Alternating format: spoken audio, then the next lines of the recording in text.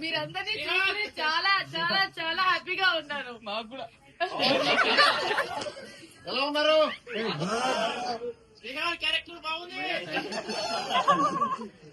Thank you చాలా మందికి. అంటే ఈ షో ఈవినింగ్ షోస్ స్టార్ట్ చేయడానికి నిన్నటి నుంచి మాట్లాడాం.